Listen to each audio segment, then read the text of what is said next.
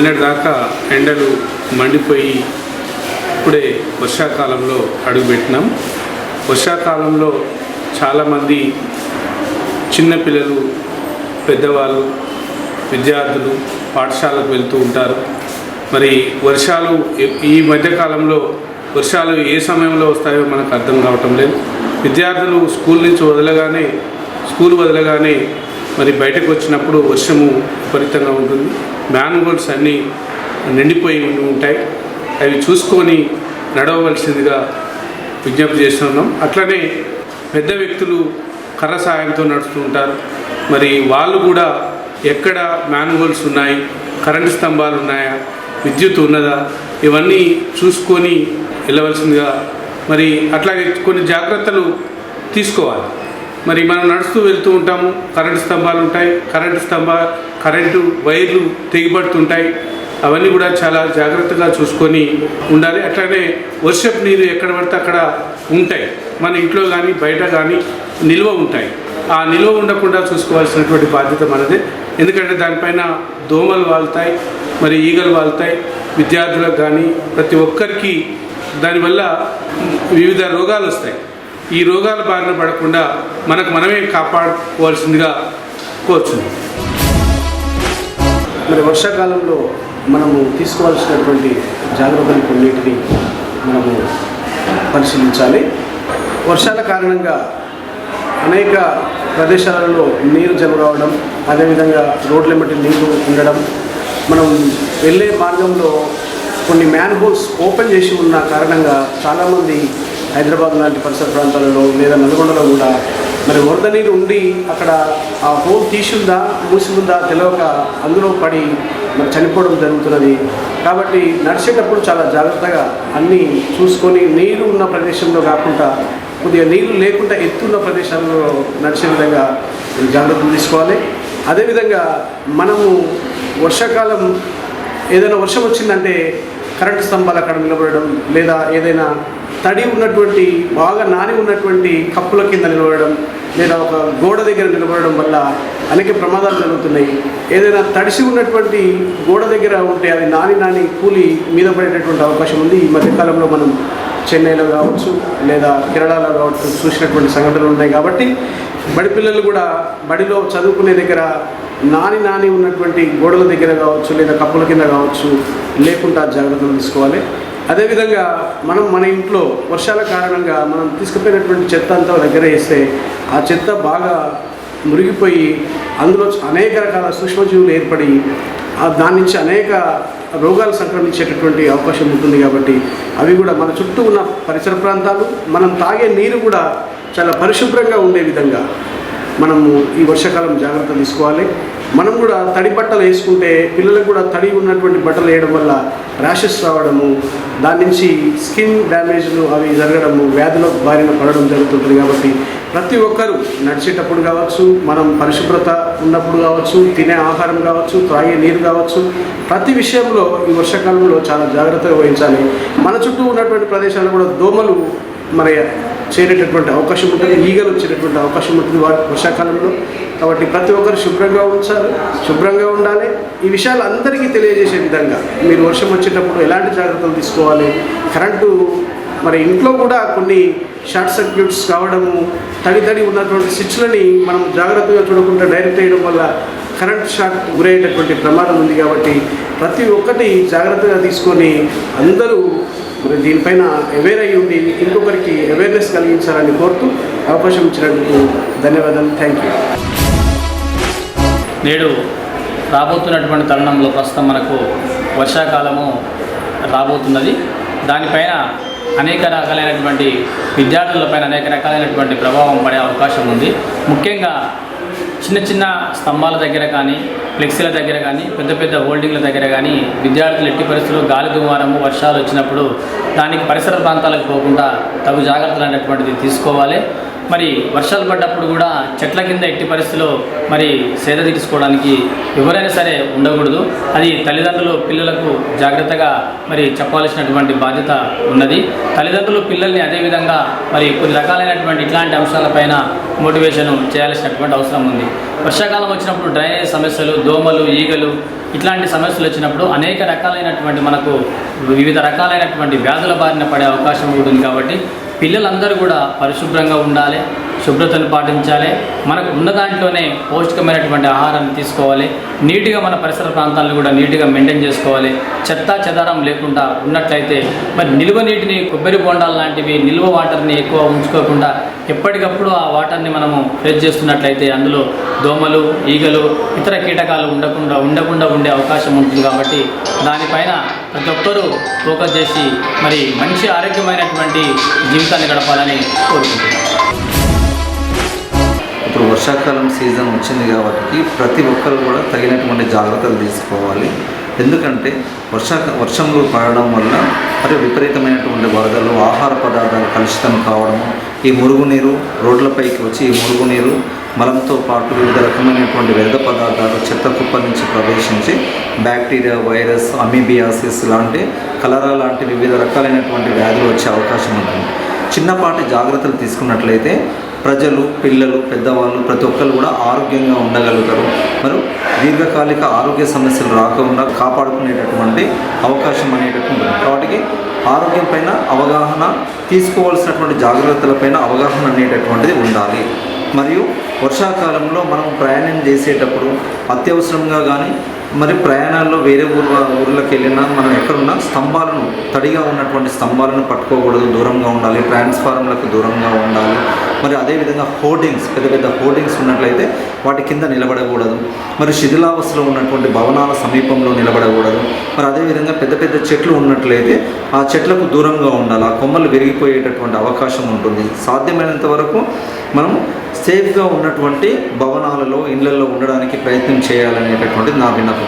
అదేవిధంగా ప్రయాణాలు చేసేటప్పుడు వర్షం తీవ్రంగా పడేటప్పుడు మనం ఒక దగ్గర స్టాప్ అయిపోవడం ఉత్తమమైన పని. ఎందుకంటే ఆ వర్షపు నీటి వల్ల కానీ, ఎదురు గాలుల వల్ల కానీ ప్రమాదాలు, యాక్సిడెంట్ జరిగేటటువంటి అవకాశం అనేది ఉంటుంది. ఆహార పదార్థాలు కొనుగోలు చేసిన తర్వాత ఆకుకూరలను పూర్తిగా మనం ఆపివేయడం అనేటటువంటిది వర్షాకాలంలో ముఖ్యమైనటువంటి సలహా. ఎందుకంటే ఈ మురుగునీరు ప్రవహించడం వల్ల, మలంతో కలవడం వల్ల కలరా, అమీబియాసిస్, ప్రమాదకరమైనటువంటి అంటువ్యాధులు అనేటటువంటి ప్రబలడం తీవ్ర స్థాయికి చేరుకున్నట్లయితే పిల్లలకు తొందరగా ఎఫెక్ట్ అయ్యి వ్యాధి నిరోధక శక్తి తక్కువగా ఉండి చనిపోవడానికి అవకాశాలు ఎక్కువగా ఉన్నాయి. కాబట్టి చేతులను మనం ఎక్కడికైనా వెళ్ళొచ్చిన తర్వాత, పిల్లలు స్కూల్కి వచ్చిన తర్వాత సబ్బుతో మరియు చేతులను శుభ్రంగా కడుక్కోవడం అనేటటువంటిది ముఖ్యమైనటువంటి విషయము. అదేవిధంగా పిల్లలకు నేర్పాలి. స్కూల్లో టీచర్స్ నేర్పుతారు. అదేవిధంగా తల్లిదండ్రులు కూడా రాగానే వాళ్ళని చేతులు మరియు స్నానం చేయడం లాంటి పరిశుభ్రత, కూరగాయలను పరిశుభ్రంగా కడుక్కోవాలి. మరి వేడివేడిగా ఉన్నప్పుడే ఆహార పదార్థాలు అనేటటువంటి తీసుకోవడం అనేటటువంటిది, వ్యాధి నిరోధక శక్తిని పెంచేటటువంటి ఆహారము, ప్రోటీన్స్ ఎక్కువగా ఉన్నటువంటి ఆహారము, సిట్రిక్ యాసిడ్, సి విటమిన్ ఉన్నటువంటి ఆహారము, డి విటమిన్ ఉన్నటువంటి ఆహారం తీసుకున్నట్లయితే వ్యాధి నిరోధక శక్తి పెరిగి చిన్న చిన్న వ్యాధుల నుంచి మనము కాపాడుకోవడానికి అవకాశం ఉంటుంది. కాబట్టి ఇలాంటి జాగ్రత్తలు తీసుకున్నట్లయితే మన ఆరోగ్యం కాపాడుకోవడంతో పాటు మన పిల్లలను రక్షించుకోవడము, భవిష్యత్తులో మరియు దీర్ఘకాలిక వ్యాధులు రాకుండా అవకాశం ఉంటుంది. వర్షాకాలంలో ఇళ్లలో ట్యూబ్స్ కావచ్చు, టైర్స్ కావచ్చు, నిల్వ ఉండేటటువంటి డబ్బాలను మరియు రూఫ్ పైన, మరియు స్లాబ్ పైన, మరియు రేకుల పైన ఉంచడం జరుగుతుంది. ఇంటి పైకప్పులలో వాటిలలో నీళ్లు నిల్వకుండా చూసుకోవాలి. ఇంటి ఆవరణలో మురుగు కాలువలు, డ్రైనేజెస్ అనేటటువంటి నీటి నిల్వ లేకుండా చూసుకోవడం చాలా ముఖ్యమైనటువంటివి. ఎందుకంటే దోమలు, ఈగలు అనేటటువంటివి చెత్త కుప్పలపైన, నీటిపైన గుడ్లు పెట్టడం వల్ల అవి తొందరగా మరి అవి పగిలిపోయి హ్యాచ్ అయిపోయి వాటి నుంచి వాటి పిల్ల జీవులు వచ్చి మరియు ఒక అంటువ్యాధులు అనేటటువంటి ప్రమాదం ఎక్కువగా ఉంటుంది. కాబట్టి ఇంటి ముందల పరిశుభ్రంగా ఉంచుకోవాలి. ఇళ్లల్లో ఉన్నటువంటి చెత్త చెదారము ఇంటికి దూరంగా పడవేయాలి. గ్రామ పంచాయతీ వాళ్ళు కానీ, మున్సిపాలిటీ వాళ్ళు వచ్చినప్పుడు వాళ్ళ యొక్క చెత్త బండికి అందించినట్లయితే మరియు ఇల్లు శుభ్రంగా ఉన్నట్లయితే వ్యాధులు రాకుండా, ఈగలు, దోమలు రాకుండా కాపాడుకోగలుగుతాం. అదేవిధంగా చెత్తను ఇంటి ముందల వేయకుండా, ఇంట్లో నుంచి ఇంటి ముందల వేయకుండా చెత్త బండిలోనే వేయాలి. చెత్త ఉన్నటువంటి డస్ట్బిన్లో వేసినట్లయితే మరి దోమలు ఈగలు ప్రబలకుండా ఉంటాయి. ఇంటి ముందల వేస్తే మళ్ళీ అవి ఇంట్లోకి దోమలు ఈగలు రావడానికి అవకాశం ఉంటుంది కాబట్టి కాపాడుకోవాల్సిన అవసరం ఉంటుంది. ఉరుములు మెరుపులు అనేటటువంటివి వచ్చేటటువంటి సమయంలో ఎత్తైనటువంటి చెట్ల కింద మరియు ఆరు బయట ఉండకుండా మొబైల్ ఫోన్స్ స్విచ్ ఆఫ్ చేసుకోవడం అనేటటువంటి ముఖ్యమైనటువంటి విషయం. ఎందుకంటే ఆ వేవ్స్ అనేటటువంటివి, ఆ యొక్క ఉరుములు మెరుపుల యొక్క వేవ్స్ వచ్చేసి బ్లాస్ట్ అయి చనిపోయేటటువంటి ప్రమాదం ఉంటుంది. కరెంటు స్తంభాల సమీపంలో ఉండకూడదు, మరియు టవర్స్ సమీపంలో ఉండకూడదు, టెలిఫోన్ టవర్స్ సమీపంలో ఉండకూడదు, మరియు కరెంటు స్తంభాల దగ్గరలో ఉండకూడదు. ఎత్తైనటువంటి చెట్ల సమీపంలో ఉండకుండా ఉన్నట్లయితే ఉరుములు మెరుపుల నుంచి వచ్చేటటువంటి ప్రమాదాల నుంచి మనం రక్షించుకోగలుగుతాం. ఇది వర్షాకాలం కాబట్టి సహజంగా వర్షాలు పిడుగులతో పాటు మెరుపులు మెరుస్తుంటాయి. ఆ సందర్భంగా గాలి దుమారాలతోటి 40-50 కిలోమీటర్ల వేగంతో ప్రవహిస్తున్న సందర్భంలో మనం జాగ్రత్తలు తీసుకోవాల్సిన అవసరం ఎంతైనా ఉంది. ముఖ్యంగా ఈ సందర్భంగా గాలి దుమారాలకు కరెంటు తీగలు తెగటం, కరెంటు వర్షం పడ్డ తర్వాత కరెంటు స్తంభాలకి కరెంటు పాస్ కావడం, ఆ సందర్భంగా మనం పోయి కరెంటు స్తంభాల దగ్గర ఆనుకొని నిలబడటం, లేకపోతే పశువులు అవి కానీ మనం కానీ పోతే మాత్రం కరెంటు సాగిపడుతుంది. అయితే పిడుగులు పడే సందర్భంగా కానీ మెరుపులు పెట్టే సందర్భంగా కానీ మనం ముఖ్యంగా జాగ్రత్తలు తీసుకోవాల్సింది అంటే ఫోన్ మాట్లాడకూడదు, ఫోన్ ఆన్లో పెట్టుకోకూడదు. ముఖ్యంగా తర్వాత కిటికీల దగ్గర కిటికీలు తెరిచి ఉంచుకోకూడదు. ఇళ్ళ కిటికీలు మూసేసి ఉంచుకోవాలి. కిటికీల దగ్గర పండుకోవడం కానీ కూర్చోవడం కానీ జరగకూడదు, మెరుపులు మెరిచేటప్పుడు కానీ పిడుగులు పడేటప్పుడు కానీ. కాబట్టి ప్రజలు ఈ యొక్క జాగ్రత్తలు తీసుకొని ఉంటే మాత్రం మనం సురక్షితంగా ఉండటానికి అవకాశం ఉంటుందని తెలియజేస్తాను. వర్షాకాలంలో ముఖ్యంగా తీసుకోవాలి. పిల్లలు హైదరాబాద్లో కానీ వర్షం వచ్చినప్పుడు మ్యాన్హోల్స్ దగ్గరికి పోవడం, సైకిల్ మీద పోవడం, సైకిల్ మీద పోతూ వర్షం వస్తుంది ఆవుదామని మ్యాన్హోల్స్ చూసుకోకుండా పక్కకు పోవడం, ఇవన్నీ చేయడం వల్ల ప్రమాదాలు జరుగుతాయి. అట్లనే రిటైర్డ్ ఉద్యోగులు అంటే 50 సంవత్సరాలు దాటినాయి, 55 సంవత్సరాల వయసు దాటిన వాళ్ళంటే ఇక బయటకని అటని ఇటని వస్తుంది. సడన్గా వర్షాలు వస్తున్నాయి. ఆ వర్షాలలో current poles high tension wire తర్వాత హోర్డింగ్స్ దగ్గర వాటి హోర్డింగ్స్ ఈ మధ్యన పబ్లిక్ సెక్యూరిటీగా ఉండాలని అట్లా ఉండాలని కూడా వాళ్ళు నాణ్యత లోపించి కట్టుడు, దానివల్ల కూడా ప్రమాదాలు జరుగుతాయి. అట్లా చేయడం వల్ల మనం 60 సంవత్సరాలు సర్వీస్ చేసి మన జాగ్రత్తలో మనం ఉండాలి, మన పిల్లల్ని మనల్ని అందరినీ జాగ్రత్తగా ఉండాలి. ముఖ్యంగా ఇప్పుడు వర్షాకాలము మొదలైంది. ఇంకో విషయం ఏంటంటే ఎల్నినో ప్రభావం వల్ల వర్షాలు వెనుకకు పడుతున్నాయి. ఒకవేళ కురిసినా కానీ పెద్ద ఎత్తున గాలి దుమారంతో కురుస్తున్నాయి. ముఖ్యంగా ఇంటి నుంచి అవసరం ఉంటేనే ఆ సమయంలో బయటికి వెళ్ళండి. ముఖ్యంగా ఇంకా సీనియర్ సిటిజన్స్ చాలా జాగ్రత్తగా ఉండండి. అసలు బయటికి వెళ్ళకపోవడమే మంచిది. వెళ్ళినప్పుడు దారిలో నీళ్లు నిండిన ప్రదేశం నుంచి నడవకండి. అక్కడ ఎక్కడ మ్యాన్ హోల్స్ ఉంటాయో అవి మనకు తెలియవు. అలాగే తడిచిన ప్రదేశాలు, స్తంభాలను కానీ చెట్లను కానీ పట్టుకోకండి. అలాగే వర్షం కురుస్తుంది కదా అని ఎత్తైన చెట్ల కింద ఉండకండి, పిడుగుపడే అవకాశాలు ఉంటాయి. కాబట్టి ఈ కొన్ని జాగ్రత్తలు తీసుకుంటే మనం బాగుంటుంది. లేదా స్లిప్ అయి పడి అవకాశాలు ఉంటాయి. కాబట్టి సాధ్యమైనంత వరకు ఈ వర్షాల్లో బయటికి తిరగకపోవటమే మంచిది. ఇప్పుడు మనకు వచ్చేది మాన్సూన్ సీజన్. సో మోస్ట్ కామన్గా మనం చూసేది ఏంటి అంటే dengue fever, chikungunya, viral fevers అనేవి చాలా ఎక్కువగా చూస్తున్నాం. సో మనం దానికి తీసుకోవాల్సిన ప్రికాషన్స్ ఏంటి అంటే ఫస్ట్ థింగ్ మన ఇంటి ఉన్న సరౌండింగ్స్ అనేవి నీట్గా పెట్టుకోవాలి. వాటర్ ఎక్కడ ఆగి ఎందుకు సరౌండింగ్స్ నీట్గా పెట్టుకోవాలన్న రీజన్ ఏంటి అంటే ఈ డెంగ్యూ దోమలు స్టాగ్నెంట్ అంటే ఒక ఆగి ఉన్న వాటర్ దగ్గరనే ఉంటాయి. దాంట్లో గుడ్డు పెట్టి దాంట్లో బ్రీడింగ్ చేసి డెవలప్ అయి ఉంటాయి. సో మన ఇంట్లో సరౌండింగ్స్ ఉన్నప్పుడు నీట్గా పెట్టుకోం. మనం మెయిన్గా ఏం చేస్తాం, పెద్ద పెద్ద బకెట్స్ అన్నీ క్లీన్ చేస్తాం. బట్ అవి వాటిలో కన్నా ఎక్కువ మన ఇప్పుడు థమ్స్అప్ బాటిల్ మూట, చిన్న చిన్న క్యాప్స్, చిన్న మనం యూజ్ చేసిన డిస్పోజబుల్ గ్లాసెస్ అవి ఒక మూలకు పడి ఉంటాయి. దాంట్లో కొన్ని వాటర్ వచ్చి అలానే ఆగి ఉంటాయి. సో వాటిలలో ఎక్కువ బ్రీడ్ అవుతాయి. సో దానివల్ల మనకి ఈ ఛాన్సెస్ ఆఫ్ ట్రాన్స్మిషన్ ఎక్కువగా ఉంటాయి. అండ్ మోస్ట్ ఇంపార్టెంట్ ఏంటంటే ఈ డెంగ్యూ దోమ డే టైంలో కరుస్తుంది, నైట్ టైంలో కరవదు. సో ఇది ఒకటి బాగా గుర్తుంచుకోవాలి. మనం అందరం నైట్ ఆల్ అవుట్లు వేసుకొని అంత జాగ్రత్తగా ఉంటాం, బట్ ఇది డే బైటర్స్, డే టైంలో కరుస్తుంది. సో ఇంకో మనం గ్రాస్ మిస్టేక్ ఏం చేస్తామంటే పపాయ ఆకు రసం తాగగానే ప్లేట్లెట్స్ పెరుగుతాయి అని ఉంటాయి. సో అది కంప్లీట్లీ రాంగ్, ఎందుకంటే దాంట్లో కావాల్సిన ఎవిడెన్స్ అయితే లేదు. సో ఈ డెంగ్యూలో మెయిన్గా మనకు కావాల్సింది ఏంటి అంటే హైడ్రేషన్. మంచిగా ఫ్రూట్స్, ఏ ఫ్రూట్స్ అయినా తినొచ్చు, వాటర్ బాగా తీసుకోవాలి, ఓఆర్ఎస్లు బాగా తీసుకోవాలి, హైడ్రేట్ అయి ఉంటే సగం ప్రాబ్లం అక్కడే వెళ్ళిపోతూ ఉంటుంది. ఇంకోటి మనము డెంగ్యూ ట్రీట్మెంట్, మనకి ఓవరాల్గా మనకున్న ఐడియా ఏంటంటే డెంగ్యూ జ్వరం అంటే వస్తుంది, ప్లేట్లెట్స్ తగ్గుతాయి, ప్లేట్లెట్స్ పెరుగుతాయి, రికవరీ అయిపోతాం. ఇది డాక్టర్ ప్రాస్పెక్టివ్లో మేము చూస్తే మాకు ఒక డెంగ్యూ జ్వరం అంటే ప్లేట్లెట్ల కన్నా ఇంపార్టెంట్ అది లివర్ని ఎఫెక్ట్ చేసిందా, హార్ట్ని ఎఫెక్ట్ చేసిందా, లంగ్స్ని ఎఫెక్ట్ చేసిందా, లేకుంటే పొట్టలో నీరు వచ్చిందా, ఊపిరితిత్తులో నీరు వచ్చిందా, గుండె చుట్టూ నీరు ఏమన్నా వచ్చిందా, ఇలాంటి ఈ మాకు మోస్ట్ ఇంపార్టెంట్. వీటి వల్ల ఏమైందంటే పాలిసిరోసైటిస్, లంగ్స్లో, హార్ట్లో, పొట్టలో నీరు చేరుకొని పేషెంట్కి అన్ఎక్స్ప్లెయిన్డ్ బీపీ పడిపోవడం. సో కొంతమందికి ఏమైతే తెలియక పెయిన్ కిల్లర్స్ వాడతారు, దానివల్ల బ్లీడింగ్ టెండెన్సీ ఎక్కువ పడుతుంది. ఇంకోటి వచ్చి dengue shock syndrome, dengue haemorrhagic syndrome అని కూడా ఉంటాయి. వీటి వల్ల బ్లీడింగ్ వచ్చి పర్సన్ బయటికి రికవరీ కాకుండా చనిపోవడానికి కూడా ఛాన్సెస్ అనేవి చాలా ఎక్కువగా ఉంటాయి.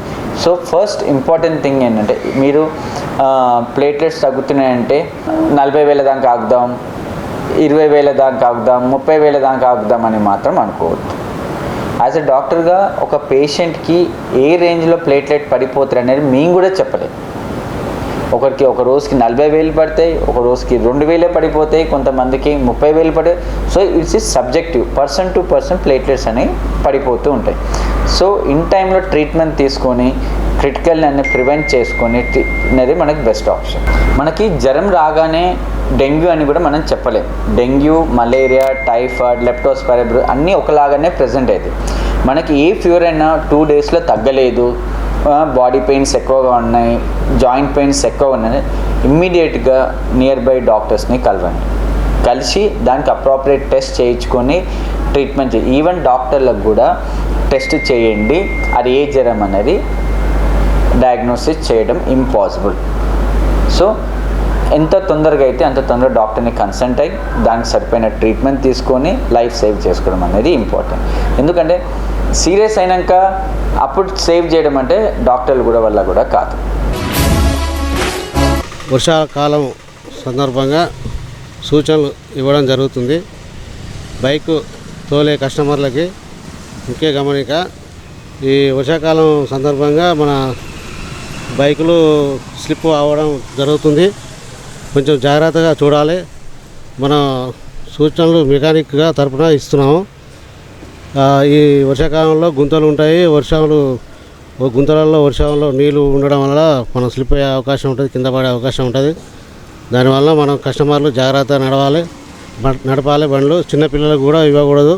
ఇవ్వడం వల్ల స్లిప్ అయ్యే అవకాశం ఉంటుంది, అవతల వ్యక్తులు కూడా ఇబ్బంది పడే అవకాశం ఉంటుంది. దానివలన చాలా జాగ్రత్త నడపాలి. టైర్లు కానీ, బ్రేక్ లైనర్లు కానీ, బ్రేక్ షూలు మంచిగా కరెక్ట్గా చూసుకొని బ్రేక్ చూసుకునేటట్టు చూసుకోవాలని కోరుతున్నాము. వర్షాకాలంలో చాలామంది కొద్దిగా వెహికల్స్ జాగ్రత్తగా తీసుకోవాలి. టైంకు సర్వీసింగ్ చేయాలి. టైర్లు అరిగితే టైర్లు వేయించుకోండి. లైనర్లు, బ్రేక్ లైనర్స్, కేబుల్స్ పట్టేస్తుంటాయి. వర్షాకాలం అక్కడక్కడ నీళ్ళు నిలుస్తాయి, బండి అట్లనే చక్కగా పోతుంటాం, అక్కడ గుంటలు ఉంటాయి, అక్కడ చాలా జాగ్రత్తలు తీసుకోవాలి. బండ్లకు ఎయిర్ ఫిల్టర్లకు నీళ్ళు పోతుంటాయి, అవి కూడా ఎయిర్ ఫిల్టర్ సాఫ్ చేసుకొని టైం టు టైం సర్వీసింగ్ చేసుకుంటే చాలా బండి బాగుంటుంది. అందులో మెయిన్ కేబుల్స్ పట్టేస్తాయి. ఈ యాక్టివా కానీ మన స్పెండర్ ప్యాషన్కు ముందల కేబుల్స్ పట్టేస్తాయి, అవి కూడా చాలా మంచిగా చూసుకోవాలని కోరుచున్నాను.